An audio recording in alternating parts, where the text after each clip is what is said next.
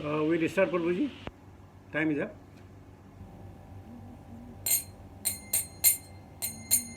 Jaya Radha Madhava Kunja Vihari Jaya Radha Madhava Kunja Vihari Jaya Gopijana Vallabha Girivaradhari Jaya Gopijana Vallabha Girivaradhari Yashodanandana Braja Jana Ranjana Yashodanandana Braja Jana Ranjana Yamuna Tera Vanachari Yamuna Tera Vanachari Jaya Radha Madhava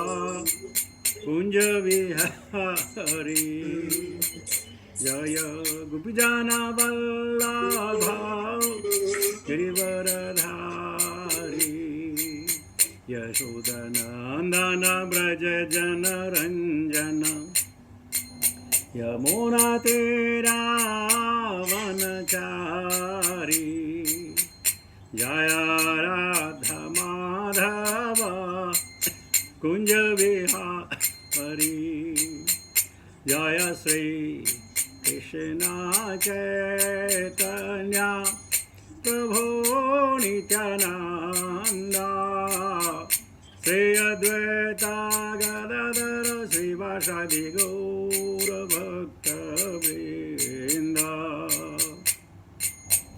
Bhaja Sri Krishna Chaitanya Prabhu Nityananda Sri Advaita Gadadara Srivasadi Gaura Bhakta Vrinda Bhaja Gaur Bhakta Vrinda Hare Krishna Krishna Krishna Hare Hare Hare Ram Ram Ram Hare Hare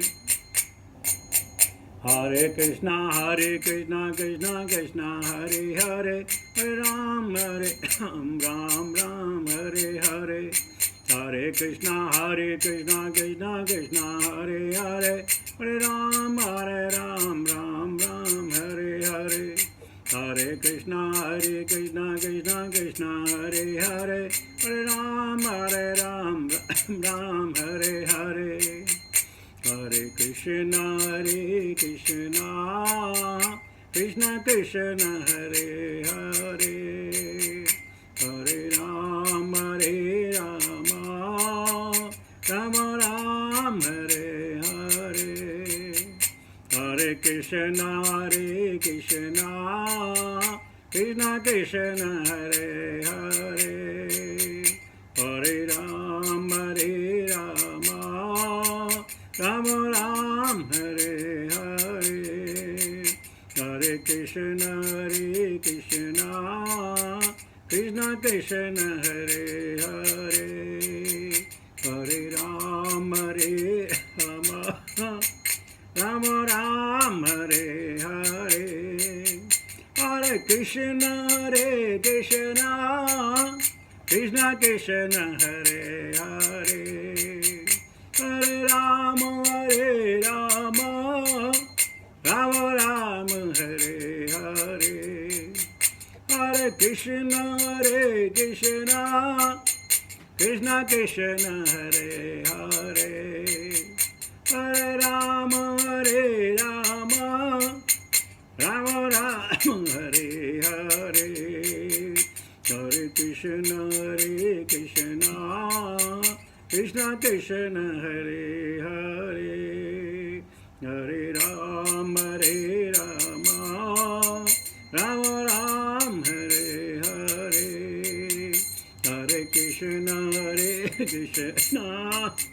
Krishna Krishna Hare Hare Hare Ram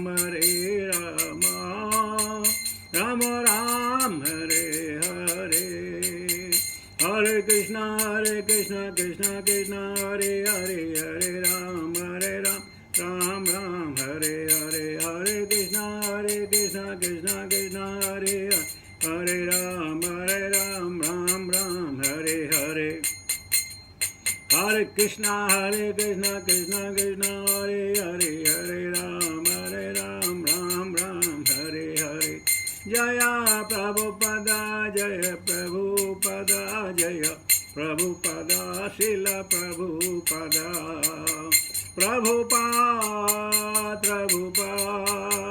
Prabhupada Jaya Srila Prabhupada Gurudev Gurudev Jai Srila Gurudev Hari नाम संकीर्तन महोत्सव की जय भक्ति वेदांत स्वामी शिल प्रबंध महाराज की जय निताय गौर प्रेमानंद हरि हरि बोल ओम नमो भगवते वासुदेवाय ओम नमो भगवते वासुदेवाय ओम नमो भगवते वासुदेवाय नारायणं नमस्कृत्य नरं चैव नरोत्तमं देवीं सरस्वतीं व्यासां ततो जयमुदीरयेत् नष्टप्रायेषु भद्रेषु नित्यं भागवत सेवया Bhagwati उत्तमश्लोके भक्तिर्भवति नैष्टिकी. So by the mercy of Srila Prabhupada, blessings of all Gurujanas, and by your endeavor, we are entering into the second chapter or second canto, which is entitled The Lord in the Heart, Hriday Mein Bhagavan.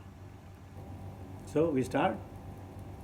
Sri Sukho Vacha Evam Pura Dharani Atmayonis Nashtam Smriti Pratyavruddhya Tushtat Tatha Sasarjedam Amoga Drishti Yatha Pyayat Pragava Vishaya Buddhihi.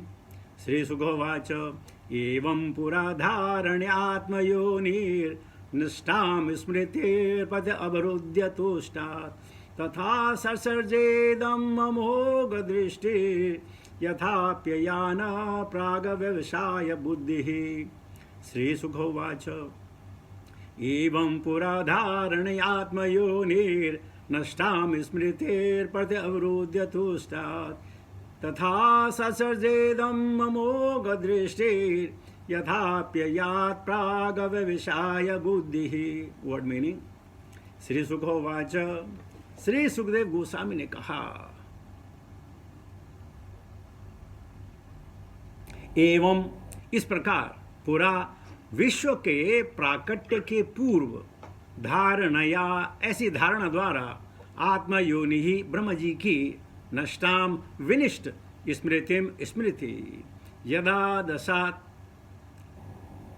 स्मृति यशा दशात प्रत्यवरुद्ध पुनः चेतना प्राप्त करके तुष्टात भगवान को प्रसन्न करने के कारण तथा तत्पश्चात ससर्ज सृजन किया इदम यह भौतिक जगत अमोघ दृष्टि जिसे स्पष्ट दृष्टि प्राप्त है यथा जिस प्रकार अप्ययात निर्मित किया प्राग पहले की तरह व्यवसाय सुनिश्चित बुद्धि ही बुद्धि. Translation purport by Divine Grace Bhakti Vedanta Swami Srila Prabhupada. जय श्रील प्रभुपाद. श्री सुखदेव गोस्वामी ने कहा इस ब्रह्मांड के प्राकट्य के पूर्व ब्रह्मा जी ने विराट रूप के ध्यान द्वारा भगवान को प्रसन्न करके विलुप्त हो चुकी अपनी चेतना प्राप्त की. इस तरह से सृष्टि का पूर्ववत पुनः निर्माण कर सके. तात्पर्य यहाँ पर ब्रह्मा जी की विस्मृति का उदाहरण दिया गया है. ब्रह्मा जी भगवान के भौतिक गुणों में से एक गुण के अवतार हैं. वे प्रकृति के रजोगुण के अवतार होने के कारण भगवान द्वारा सुंदर भौतिक सृष्टि की रचना करने के लिए शक्ति प्रदत्त है.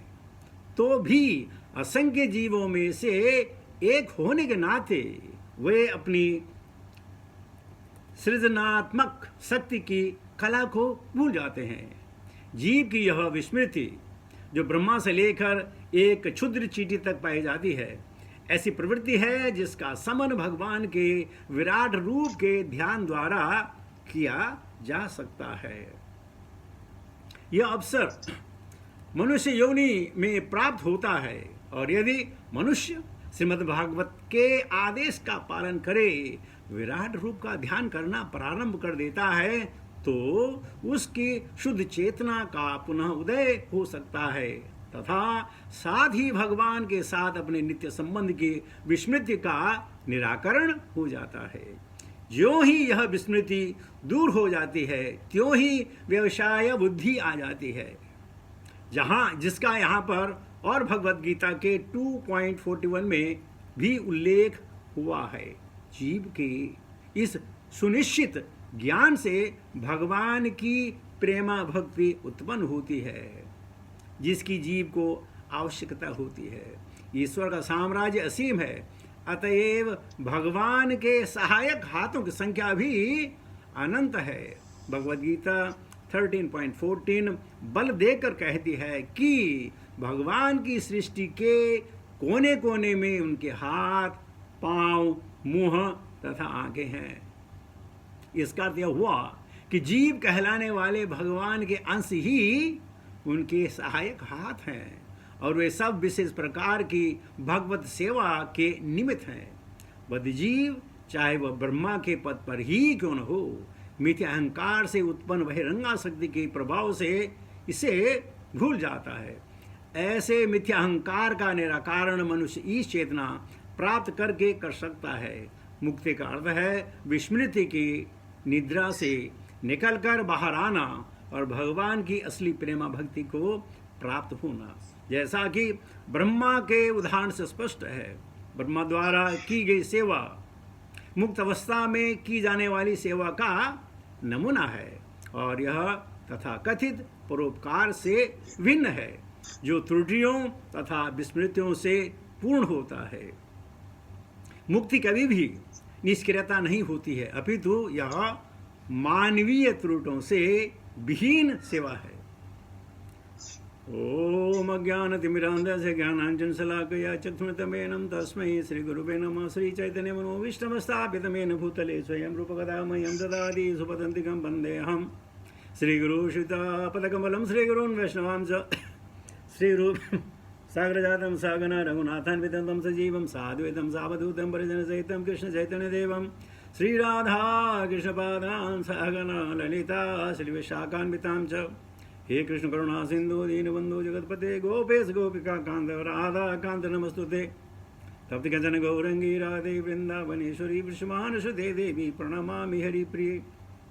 वाञ्छाकल्पतरुभ्यश्च कृपा सिन्धुभ्येव च पतितानां पावनेभ्यो वैष्णवेभ्यो नमो नमः। जय श्री कृष्ण चैतन्य प्रभु नित्यानंद, श्री अद्वैत गदाधर श्रीवासादि गौर भक्त वृंद। हरे कृष्ण कृष्ण कृष्ण हरे हरे, हरे राम राम राम हरे हरे। नमो विष्णुपादाय कृष्णपृष्ठाभूतले श्रीमते जयपताका स्वामिनिति नामने नमः आचार्यपादाय निताय कृपाप्रदायने गौरभद्रादामदाय नगरग्राम तारणे। नमो विष्णुपादाय कृष्णपृष्ठाभूतले श्रीमते भक्तिवेदांत स्वामिनिति नामने नमस्ते सरस्वती देवे गौरवाणी प्रचारिणे निर्विशेष शून्यवादी पाशे तारणे। जय Srila Prabhupada. So we are starting a new chapter today, Lord in the Heart, chapter 2 of second canto of Srimad Bhagavata. We just recited Sri Sukhovacha evam puradharani atmayonir nastam smriti pratavirudya tushtat तथा ससर्जेदं ममोघ दृष्टि यथाप्ययात् प्रागव विषाय बुद्धि। तो सुखदेव गोस्वामी कह रहे हैं कि जब मैंने आपसे कहा कि भगवान की विराट रूप का चिंतन करो, भगवान के अंगों पे अपनी धारणा करो, तो क्या कोई उदाहरण है कि कभी पहले किसी ने किया? ये खाली आप मुझे ऐसे बता रहे हैं। तो आज बता रहे हैं कि ब्रह्मांड के पूर्व ब्रह्मा जी ने भी, यानी ये नहीं कि मैं कह रहा हूं, नहीं, उदाहरण है, ये जो है संगत है, ये उद्धृत है शास्त्रों में कि वर्मा जी ने भी विराट स्वरूप का ध्यान किया, और कितने साल तक? सिर्फ 1000 साल तक भगवान का ध्यान किया। किसका ध्यान किया? विराट रूप का ध्यान किया। और उसके द्वारा भगवान प्रश्न हुए, और जो उनकी बुद्धि भटक गई थी, जो भूल गए थे, वो चेतना प्राप्त हो गई। इस तरह से सृष्टि का पूर्ववत पुनः निर्माण कर सके। आपने देखा होगा बच्चों को, जैसे तुम उनको कोई श्लोक सुनाओ, उनको याद हो गया। अब जैसे वो श्लोक बोलना शुरू करते हैं तो बीच में भूल जाते हैं, तो उनको जो पहला वर्ड देते हैं ना, वो पूरा लाइन बोल देंगे, तो उसमें चेतना विलुप्त हो जाती है। और हमने भगवत गीता में कहा है, आ ब्रह्म भुवन आलोका पुनः आवृत्ति अर्जुन, पुनः आवृत्ति नहीं होती है। और इस प्रकार ब्रह्मा जी की जब पुनः आवृत्ति हुई तो वो भूल गए उनको क्या करना है, कैसे करना है। तो उन्होंने विराट स्वरूप का ध्यान किया, भगवान प्रसन्न हुए, उनकी चेतना वापस आई। और पहले श्लोक में कहा गया, तेने ब्रह्म हृदय आदि कविये मुह्यंति यत् सूर्य, कि भगवान ने अपनी कृपा के द्वारा ब्रह्मा जी के हृदय में वो ज्ञान उत्पन्न किया है। तो इस प्रकार उनकी चेतना वापस आ गई। कहते एक बार त्रेता में जब भगवान राम का जन्म हुआ अयोध्या में, तीनों चारों का जन्म हुआ, तो हर्षोल्लास से जो है पूरे स्वर्ग लोक तक जो है उनकी ख्याति पहुंची। तो इंद्र ने ब्रह्मा जी को कहा, ब्रह्मा जी चलो धरती पे चलते हैं, भगवान का प्राकट्य हुई है, देख लेते हैं। ब्रह्मा जी कहा चलो चलते हैं। तो इंद्र और ब्रह्मा जी दोनों धरती पर आए, पृथ्वी पर आए। जब अयोध्या में आए तो ब्रह्मा जी ने एक महल देखा, बड़ा विशाल महल।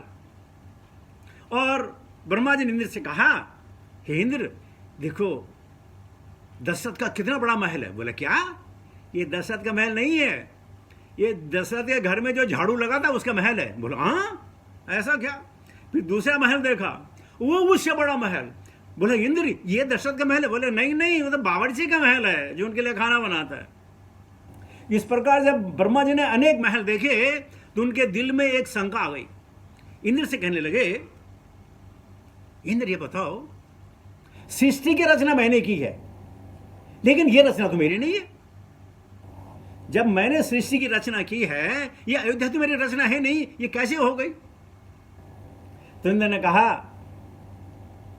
अरे भाई हम अपने बाप के जन्म उत्सव मनाने के लिए आए। बोला हाँ? बोले ये जो अयोध्या है ये चिरकाल से है, ये कोई ब्रह्मा नहीं बनाता है, ये तो अचिंत्य है, अभेद है, तत्व सहित है, ये हमेशा रहती है, ये तुमने नहीं बनाया। तो ब्रह्मा जी को पता चला, अच्छा मैं समझता था सारी सृष्टि का निर्माण मैं करता हूं, लेकिन पता चला कुछ भगवान पैसे करके चले गए। एक बार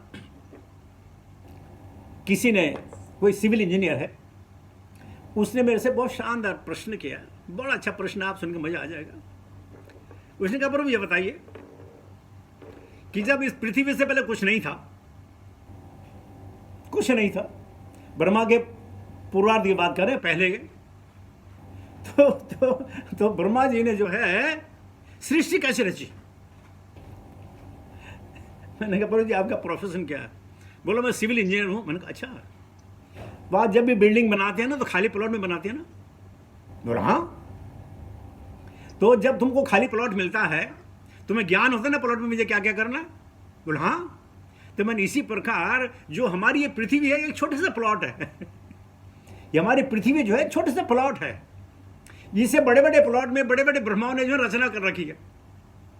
तो ब्रह्मा जी ने वो रचनाएं देख रखी थी, याद आए ऐसा करना, उन्होंने काम शुरू कर दिया। तो ये उनके लिए, ब्रह्मा जी के लिए खाली प्लॉट था। और इससे पहले उनके पास जो थे वो ज्ञान मिला, तेने ब्रह्म हृदय आदि कवि है, ज्ञान मिला, और ज्ञान के द्वारा भगवान की कृपा के द्वारा सृष्टि का निर्माण किया। और सृष्टि के क्या निर्माण किया? पंचतत्व तो पहले मालूम थे, पंच इंद्रियां पहले थी, ज्ञान इंद्रियां पहले थी, जो इनके अधिभूत है वो सब थे, पहले थे। उन्होंने क्या किया, जो 84 लाख जो उन्होंने वो दिया गया ना, क्या बोलते हैं उसको, डाई दी गई ना, उस डाई में ढाल ढाल के बनाया, बस और कुछ नहीं किया। बाकी सब पहले से था, थोड़ा मिश्रण किया और बात खत्म हो गई। तो जीव की जो है बुद्धि विलुप्त हो जाती है। ये यहाँ आप मान के चलें कि बुद्धि विलुप्त हो जाती है। जब हम सोने जाते हैं हमारी बुद्धि विलुप्त हो जाती है, और जब हम उठते हैं बहुत पता ही नहीं चलता क्या करना है।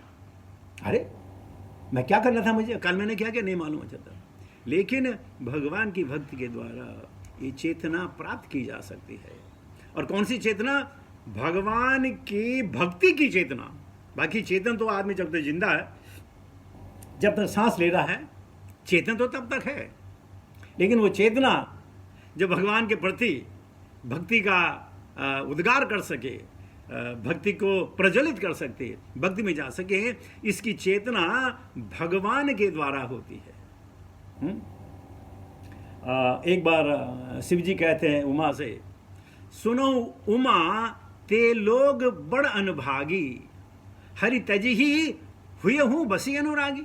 हे उमा, ये कितने दुर्भाग्य की बात है जो लोग हरि का नाम छोड़कर, भगवान का नाम छोड़कर विषय अनुराग में फंसे हैं। क्या इनकी बुद्धि है, क्या इनका विवेक होगा? तो भगवान की कृपा से ये सब मिलता है। तो ब्रह्मा जी को भी चेतना प्राप्त हुई, भगवान को प्रश्न करके विलुप्त हो चुकी अपनी चेतना प्राप्त की जाती है। आपने हमें से देखा होगा, हमने ये एक श्लोक जो हजारों बार कहे होंगे, कभी मौका मिलता है तो वो श्लोक भूल जाते। क्यों? क्या हमें मालूम नहीं था? और उस श्लोक हमने कई बार क्यों ना पढ़ा हो, बस भगवान की कृपा है। मत्तः स्मृतिर् अपोहनम च, ये तो भगवान की मर्जी है, आपको याद है या ना है। हम तो सिर्फ चेष्टा कर सकते हैं। और कभी कभी क्या होता है, पूरा श्लोक याद है, पहला वर्ड याद नहीं होता। पूरा श्लोक याद है, पहला वर्ड याद नहीं होता, और जब पहला वर्ड याद नहीं होता बाकी के सब नगण्य हैं। तो इस प्रकार भक्ति के द्वारा, शुक्राचार्य ने कहा ना कि मन को किस में लगाओ? विराट में लगाओ। तो ये कह रहे हैं, ये जो है ब्रह्मा जी ने भी किया, और उनको यह फल प्राप्त हुआ कि वो उनकी चेतना जो है जागृत हुई भगवान के द्वारा। और प्रभुपाद कहते हैं कि जो आदमी रजोगुण में होगा, जैसे मैंने आपको पहले बताया था, वो बहुत उद्यमी होता है। वो क्या बोलते हैं, वो बड़ा अच्छा नाम है उसका, उग्र कर्मा। रजोगुण में आदमी जो है उग्र कर्मा करता है, लॉट ऑफ इंडीवर, उग्र कर्म। और तमोगुण में निद्रा, आलस्य। और भगवान कहते हैं अर्जुन को, या निशाम सर्वभूतानाम तस्याम जागृति संयमी, यह श्याम जागृति संयमी सा निशा पश्यतु मुने। ये जो निशा है, ये अविद्या की निशा है, ये रात की निशा नहीं, अविद्या। तो यानी हमको हर समय सचेत रहना है। अगर हम सचेत नहीं रहेंगे तो ये निशा हमको डिवॉर कर जाएगी, सब कुछ से छूट जाएगी। तो कहते हैं कि ऐसी प्रवृत्ति से जिसका समन भगवान के विराट रूप के ध्यान से किया जा सकता है, वह सिर्फ मनुष्य योनि में ही प्राप्त हो सकता है, और किसी योनि में नहीं। यानी देवताओं की योनि में भी नहीं प्राप्त होता। तो चाहे वो जनलोक हो, सत्यलोक हो, महलोक हो, तपलोक हो, स्वर्ग सत्यलोक हो, वहां भी नहीं, सिर्फ भूलोक में। और ये इसलिए रामायण में कहते हैं, अच्छे श्लोक है, that even the demigods, they wish to be born on the earth, and especially in the age of Kali. Now I tell you something, you may not agree with me. The children being born to the devotee family, generally they are all the saints. They have just come over here in the age of Kali. Within 20, 30, 40 years, revive their Krishna consciousness and go back home, back to the Godhead. So they are all rishis nowadays. You must have seen what a fantastic their attributes and their contribution to the society and their involvement and their memory and everything is fantastic. Because Suchinam Srinvatam Gehi Yoga Vrashto Vijayate. And therefore, whenever you meet these Krishna conscious children, adore them. Don't rebuke them. Otherwise, you'll be Vaishnava Aparadha. I don't know how much you will accept with me, but यूं ही। तो कहते हैं जीव के इस सुनिश्चित ज्ञान से भगवान की प्रेमा भक्ति उत्पन्न होती है।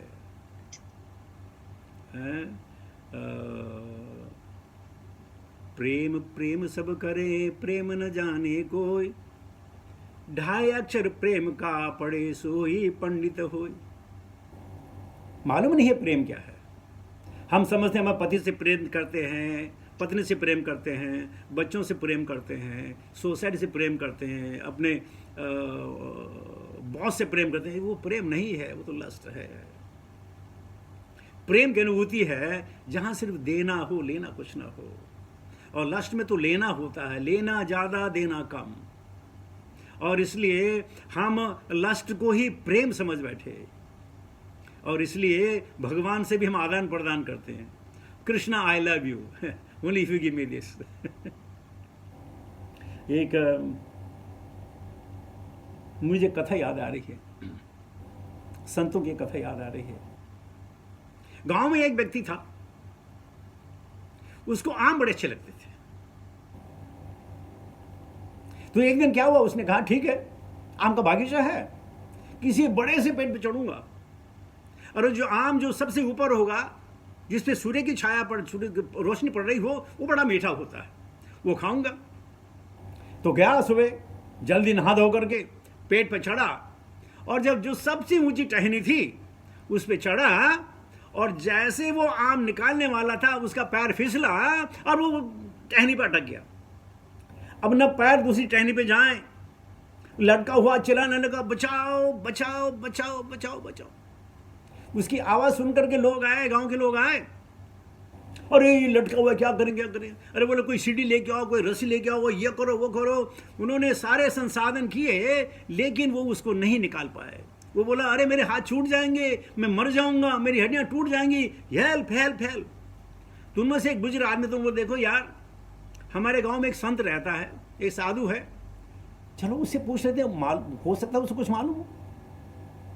तो संत के पास गया, बोले भैया मदद चाहिए। बोले क्या मदद चाहिए।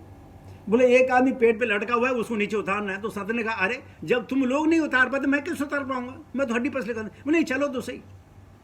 तो संत आदमी गांव वालों के साथ गए, देखा वो लटका हुआ, बोले बचाओ बचाओ। तो संत ने जमीन से एक पत्थर उठाया और जोर से पत्थर मारा, तो पत्थर उस आदमी को लगा। उसने बोला अरे पागल है क्या, बचाने के लिए बोल रहा हूं, मारने के लिए नहीं बोल रहा हूं। संत ने फिर दूसरा पत्थर उठाया, दे जोर के मार के उसकी दूसरी जगह लगा। अब अरे संत पागल हो गया, उतारने की बात कर रहा हूं, मार क्यों रहा है। संत ने दूसरा पत्थर, तो उसने कहा देख अगर तूने दूसरा पत्थर मारा ना, तो मैं नीचे आकर तेरे में गर्दन तोड़ दूंगा। संत ने फिर उठाया दूसरा पत्थर, दे मार के उसके सर में लगा। अब इसने बोला इस संत को तो मारना ही पड़ेगा। उसने हाथ से अपना पुशअप किया और उसके पैर दूसरी टहनी में गए, नीचे आया गुस्से में लाल कि मैं उस संत को मारूंगा। कहाँ है संत। बोला संत देर से ज्यादा चालाक है, वो भाग गया, उसको मालूम है जो जैसे नीचे उतरेगा तो उसको मारेगा। बोला लेकिन उसने मेरे पे पत्थर क्यों मारे। बोला अगर पत्थर ना मारता ना तो नीचे नहीं आता। तो संत कभी कभी उनका जो व्यवहार है बड़ा अजीब लगता है, लेकिन लोकहित कारणु, ये तो लोकहित कारण है। ये जरूर नहीं कि कोई मीठा वचन बोले, कड़वा वचन नहीं बोल सकता है। तो ये संत है, और संत को मालूम है कि किस परिस्थिति में क्या करना चाहिए। तो भगवान की प्रेमा भक्ति हमेशा, जैसे हमें बच्चों को कभी हम प्रेम चिन्ह लगाते हैं, कभी ताड़ते हैं, हमें उन पर गुस्सा थोड़ी होता है। उनको सुधारने के लिए, गुस्सा दिखाने के लिए, आंख में क्रोध दिखाने के लिए बच्चों को डराते हैं, और पुलिस आ जाएगी, ये आ जाएगा, वो आ जाएगा, बच्चा डर जाता है। उसके भलाई के लिए, ये मकसद नहीं है। तो ठीक इसी प्रकार भगवान की भक्ति, अगर चेतना भगवान अंगों में लग जाए तो प्रेम भक्ति जरूर पैदा होगी, ये निश्चित है। और तब क्या कहेंगे लोग, हरे कृष्णा कृष्णा कृष्णा हरे हरे, हरे रामा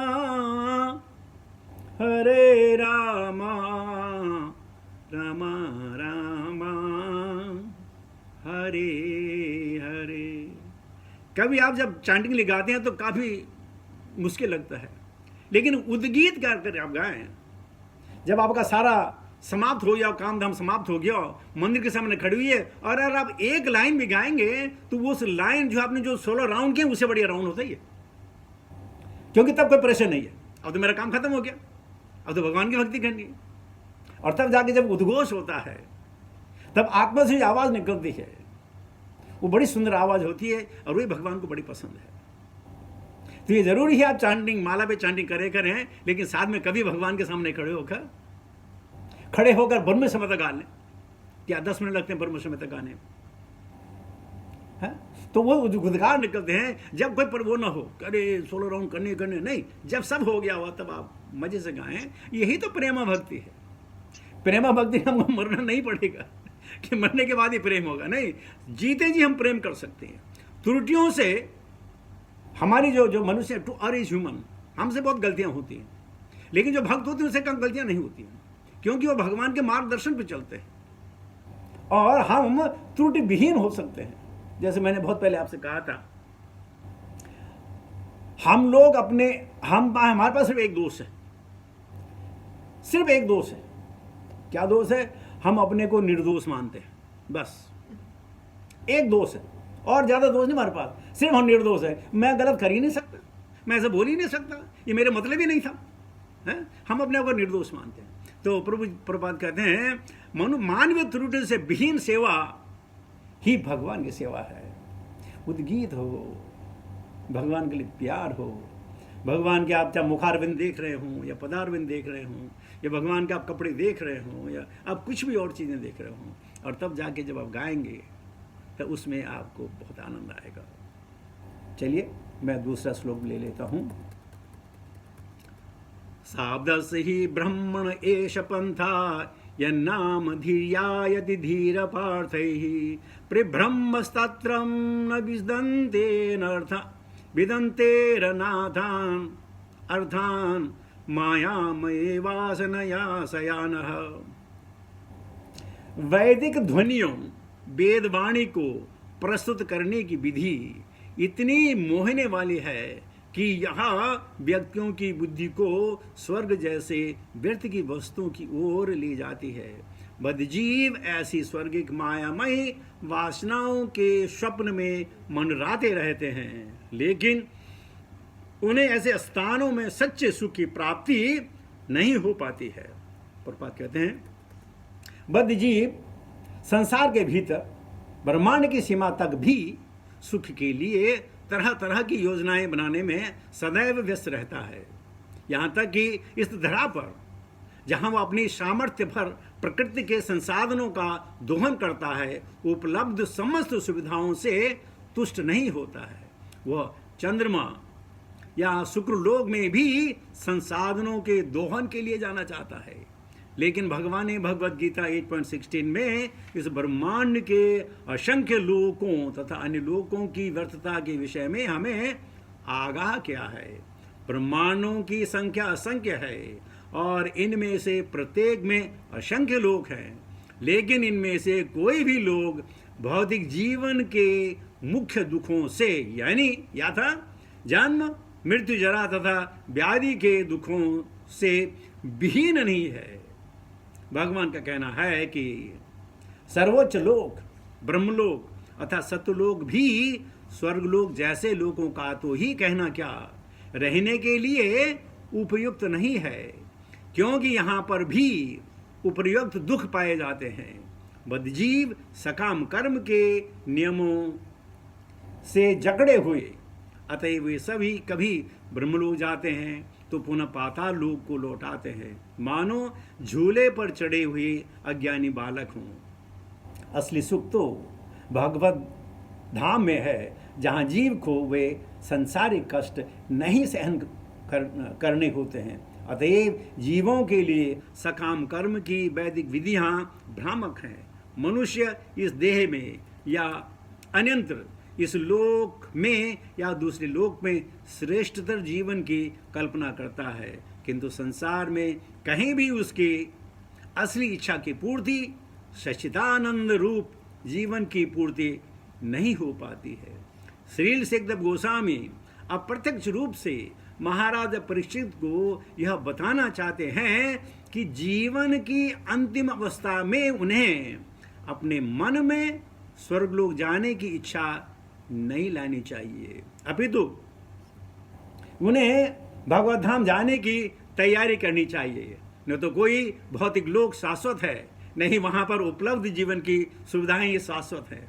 अतएव उनसे प्राप्त होने वाले क्षणिक सुख को भोगने के लिए वास्तविक वृत्ति ही दिखलानी चाहिए।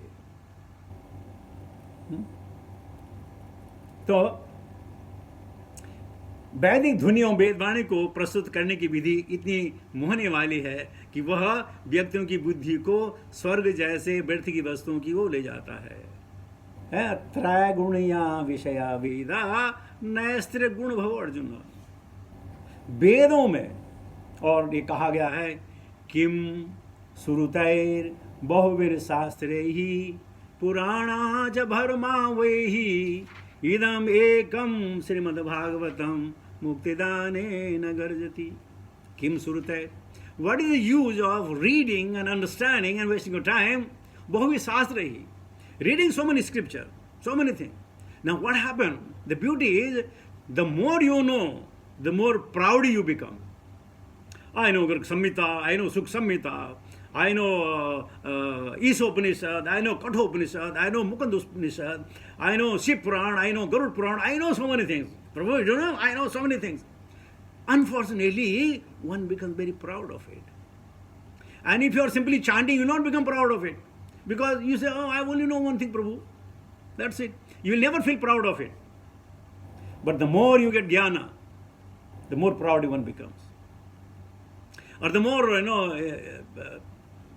what I say, you say, if you are a graduate and then you have done your MBA, so, Prabhu, I have done my MBA in a card, such and such person, MBA from Michigan University.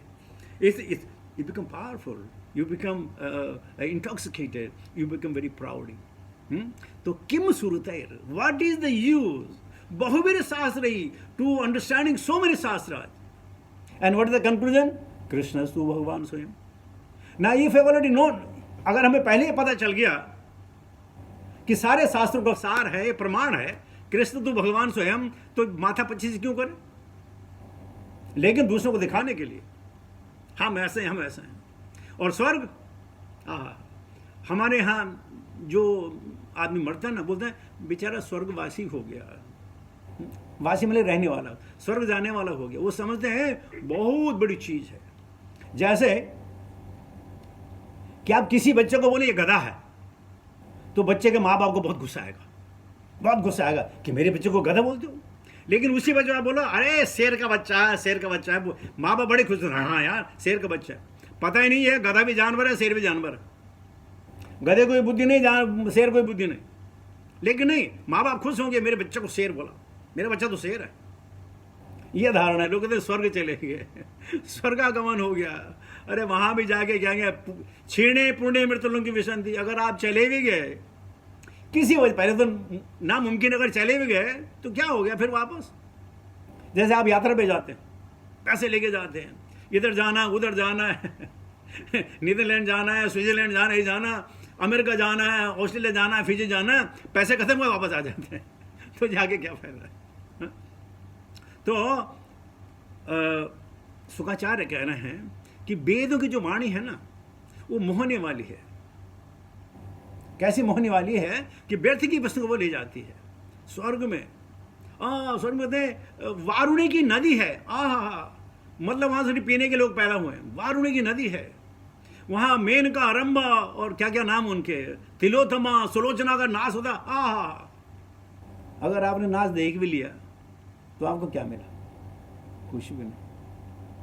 ये जो विषय वस्तु की तृप्ति है ये क्षणिक है, ये हमेशा नहीं रहती है। क्या जब आंखें देखना बंद कर दें तो, कान सुनना बंद कर दें तो यहाँ पे शुकाचार्य कह रहे हैं कि बद्ध जीव संसार के ब्रह्मांड की सीमा तक पहुंच भी जाए उसको सुख नहीं मिलेगा।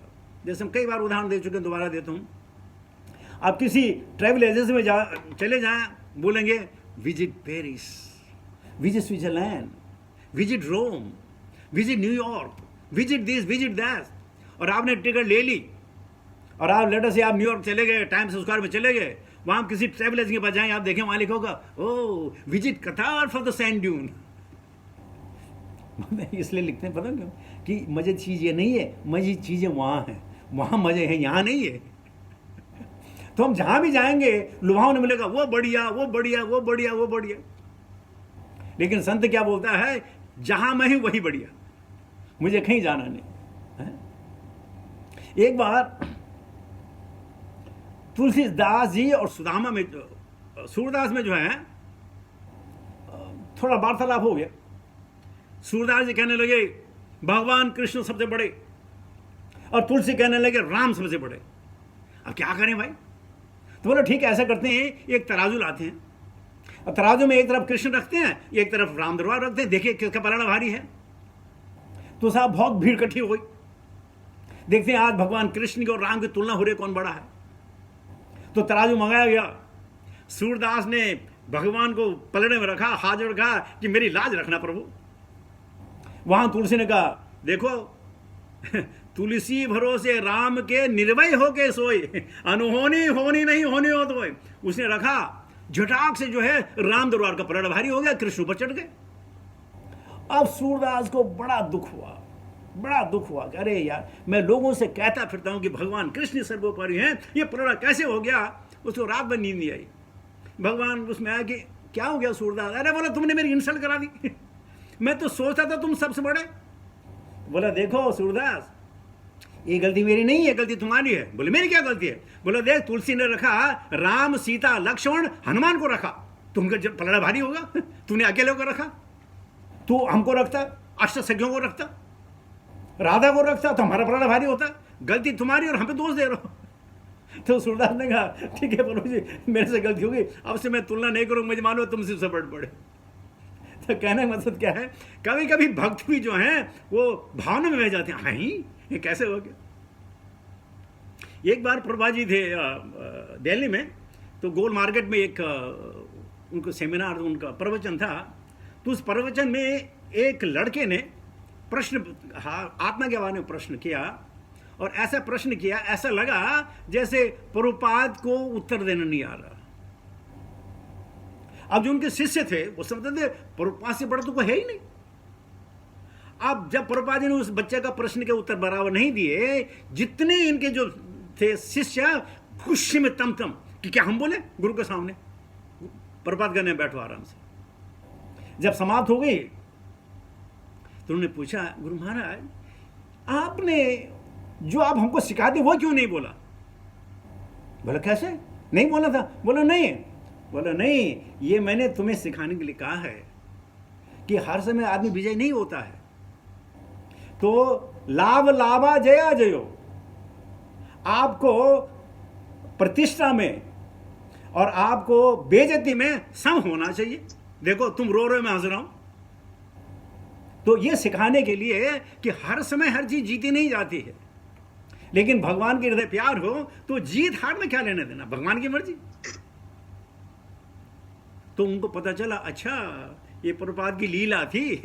प्रभुपाद तो सारी दुनिया में उत्तर दे रहे हैं, इस बच्चे को तो नहीं दे पाए। ये लीला थी कि सम बिल्कुल, जीत हो या हार हो, हानि हो या लाभ हो, विजय हो या कुछ भी हो, शांत मन, कोई परेशानी नहीं। तो हमें ऐसे उदाहरण मिलते हैं जहां प्रभुपाद ने जानबूझ कर डिफीट स्वीकार की। तो हमारी जो ये माया है, इंद्र तृप्ति की जो माया है, उसके पीछे भागते रहते हैं ना, हमको पता ही नहीं चलता। ये हमारी मृग तृष्णा है, इसमें सुख मिलेगा, उसमें सुख मिलेगा, इसमें सुख मिलेगा, हर चीज हमारे पास है। कम से कम यहां हमें हर चीज हमारे पास है। मैं गारंटी के साथ कह सकता हूं कोई सुखी है नहीं। एक दफा कृष्ण में से प्रश्न किया कि प्रभु जी आप लोग इतना क्यों चढ़ते हैं भौतिकवाद से, ये क्या गलत चीज है? अगर मोबाइल हो गए, अगर बिजली आ गई, अगर टेलीफोन हो गया, ये हो गया, क्या? मैंने कहा नहीं प्रभु, देखिए आपकी उम्र भी 60 से ऊपर है, आपने अपना जीवन देखा होगा जब पंखा नहीं था, जब कूलर नहीं थे, जब एसी नहीं थी। सच बताइए आप उस वक्त रोते थे कि हंसते थे? बोले मैं तब तो जीवन ऐसे था। मैंने कहा ऐसे ही होता है, अभाव में जिसका आनंद हो वही तो आनंद है। अभाव आनंद हो, और आज सब सुख सुविधा है। पहले गांव में या शहरों में एक दो के पास घड़ी होती थी, रिस्ट वॉच होती थी, एक दो के पास, लेकिन सबके पास समय होता था, प्लेंटी ऑफ टाइम। और आज हर आदमी के पास 10-10 घड़ियां हैं, समय किसी के पास नहीं, किसी के पास समय नहीं है। यह अवधारणा है। तो भौतिकवाद से आदमी जो है सुखी हो जाए, ये हमने देख लिया, हमने देख लिया। आपको मालूम है पहले पेजर होते थे, पता नहीं आपको मालूम नहीं है, पहले मोबाइल से पहले पेजर आए, तो पेजर में वो आता था कि call me this, call me here, call me there, सिर्फ मैसेज आते थे। उस बाद टेलीफोन आया, उसका इतना लंबा एंटीना होता था, वो जेब में घुसता भी नहीं था। अगर आप सैमसंग के अपने मोबाइल खड़े हो, इतना लंबा उसका एंटीना होता, वो जेब में घुसता नहीं था। और आज सब कुछ, आज मोबाइल में घड़ी है, मोबाइल में गीता है, मोबाइल में भागवतम है, मोबाइल में सारे के सारे वेद हैं, पुराण हैं, संहिता है, प्रभुपाद जी के लेक्चर है, सब है। क्या हम उनका उपयोग कर रहे हैं? हम नहीं कर रहे। लेकिन जब मुझे मालूम था कि जब ये 1983-84 की बात आई, हमारे पास एक भागवतम का प्रिंट आया, सिर्फ एक प्रिंट आया, और उसको पढ़ने वाले जो कई लोग, तो क्योंकि मैं थोड़ा सीनियर था तो मुझे जो है कांटो पहले दिए जाने लगे बारी बारी से। अब जो मेरे पीछे वाला था वो बार बार बोले, प्रभु कहाँ तक खत्म किया? अरे कर रहा हूँ ना यार खत्म। नहीं प्रभु जी, मुझे ही पढ़ना है ना। तो पीछे वाले बोल खुद थे, पढ़ो भाई, पढ़ो पढ़ो पढ़ो। अरे पढ़ते ना पढ़ते हमने, और इस प्रकार उनकी वजह से हमने पूरी भागवतम पढ़ डाली। कैसे करी पढ़ डाली? या तो कुछ नहीं है, पढ़ डाली। तो क्या तब मजा था? और आप सबके, तब लोग बोलते थे पढ़ो पढ़ो पढ़ो पढ़ो, और आज सबके जेब में भागवतम है, वेदवेश है, गीतावेश है, और वेदवेश आयो है, सब कुछ है। आजकल कोई नहीं पढ़ता। तो सुख सुविधा में हम भक्ति कर पाएंगे, ये जरूरी नहीं है, ये जरूरी नहीं है। इसलिए ये कहते हैं कि वेदों की वाणी मोहने वाली है, और ये व्यक्तियों की बुद्धि को स्वर्ग तक ही पहुंचाती है। अन्य अगर आपने इज्म देखे हों तो वो फिर नर्क और स्वर्ग की बात करते हैं, उनको कंसेप्ट नहीं, उसके बाद कोई कंसेप्ट नहीं। तो इसलिए वो क्या है, बद्धजीव ऐसी स्वर्गमयी मायामयी की वासनाओं के स्वप्न में मंडराते रहते हैं। हा, स्वर्ग जाएंगे, बारूणी पिएंगे, ये करेंगे, वो करेंगे, वो करेंगे, और मजे करेंगे। अच्छा, कितने मजे कर लोगे? एक चींटी या एक मच्छर जो एक दिन जीता है, और हम 60 साल जी गए, तो क्या हम 60 साल मजे में जिए? परेशानी में जिए। जैसे मैं बहुत पहले कह चुका हूँ, आप में से कोई नहीं कहेगा प्रभु जी पिछले 20 साल से मैं यहाँ मजे कर रहा हूँ। नहीं, आप क्या बोलेंगे? प्रभु जी पिछले 3-4 साल में मेरे सर में दर्द हो गया, मेरे घुटनों में दर्द होने लग गया, मेरी आंखों से दिखाई नहीं देता है, कान से सुनाई नहीं देता है, दांत हिलने लग गए हैं, पेट में गड़बड़ रहती है, अल्सर हो गया है। हजारों चीज आप सिर्फ कंप्लेन करेंगे, आप सिर्फ कंप्लेन करेंगे। आप कभी नहीं बोलेंगे आप पिछले 10 साल में क्या मजे किए मैंने प्रभु, नहीं। और फिर कब मजे करेंगे? अरे प्रभु हम यात्रा गए थे, और क्या मजा आया। अब वो यात्रा कितने दिन की थी? 1 हफ्ते की या 2 हफ्ते की। तो जब हम जो भगवान के निमित्त हम जो कार्य करते हैं उसमें बड़ा आनंद आता है, और वो बहुत देर तक याद रहता है। लेकिन जहां हम हैं, अच्छे पैसे कमा लेते हैं, सब कुछ कमा लेते हैं, फिर भी मजा नहीं, फिर भी परेशानी पर से complain. Never is not good, driver is not good, office is not good, I have too much of work load and this and that, only complain complain complain complain. लेकिन जब यात्रा चला जाता है, प्रभु जी मैंने ये किया, प्रभु जी मैंने ये देखा, प्रभु जी हमने वहाँ ऐसा किया, पहली बार मुझे पता चला, कितनी मजेदार बात होती है। क्यों? वो भगवान के निमित्त है।